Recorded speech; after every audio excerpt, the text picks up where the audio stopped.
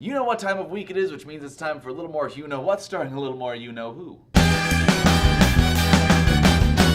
Alright, hello and welcome to this episode of Worth Watching Wednesdays. Now today our little bit of movie news is actually a little bit of HBO TV news because Game of Thrones Season 4 just started up, so I figured you'd all probably want to hear a little bit of something about that, which is that it was just announced that Game of Thrones has been renewed for a 5th and a 6th season. So if you are a fan of Game of Thrones and all of that craziness, you should be very excited because you know that it's not going to get the Rome treatment and get canceled after like 2 seasons. So you're in luck because you get for sure another 5th and 6th season, which means after this season, you get at least 2 more years of this stuff. So you should be all happy bouncing up and down in your seats knowing the more spoiler-filled murder is in your future. And this week they released a couple posters for Ninja Turtles. I'm not going to post a link for those mainly because I don't have a lot to say about them. They're just some posters and I figure people aren't too thrilled about them as a whole anyways, but if you want to check them out, they exist, so go ahead and look at them.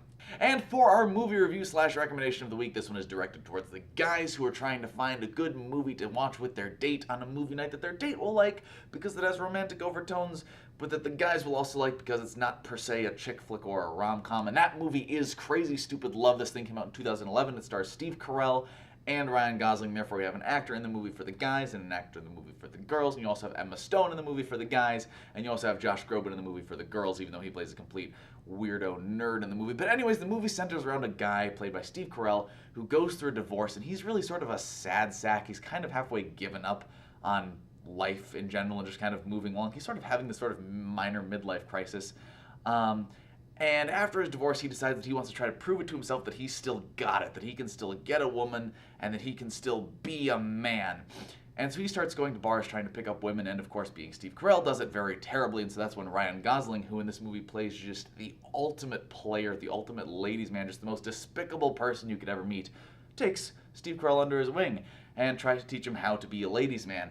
And the movie actually has some really great messages in there and has some really fun plot twists and things that happen along the way that make it a really fun to watch movie that in the end doesn't leave you feeling like, I really should not have enjoyed that. Because again, in the end, people end up learning lessons from certain life decisions that they make and things all end up well in the end for these people and it works really well. And the reason I say this is not your average rom-com is that both of the main characters are guys and this movie is very much from a guy's perspective. And it's not super cheesy, it's very realistic in a lot of aspects of, oh gosh, yes, that is how life works so often in these situations. And you really feel for the characters, and the dialogue is extremely cleverly written. The movie's not cheesy at all. And in any moments when it starts to border on the edge of cheesiness, it's doing it very self-awarely, like it knows that it's doing that, and they call it out. And the characters in this movie are phenomenal as well. You have Steve Carell, he's Steve Carell and he's great in everything he is. And if you're not a Steve Carell fan, I'd still give the movie a chance because this isn't necessarily his movie. It's also very much Ryan Gosling's movie, and that any scene that Ryan Gosling is in, he completely steals the show and is hilarious.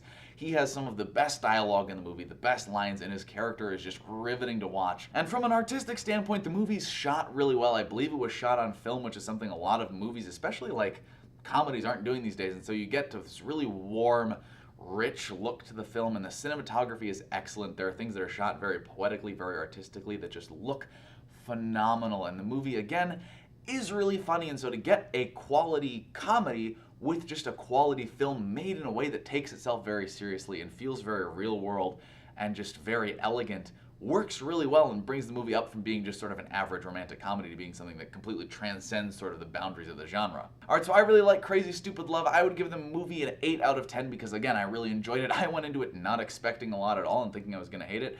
And so when I really enjoyed it, it was a very pleasant surprise. Alright, thank you for watching this episode of Worth Watching Wednesdays. Remember to like the video if you liked it, comment down below on what you think of Game of Thrones getting 2 more seasons, and of course subscribe if you want to see more. Bye.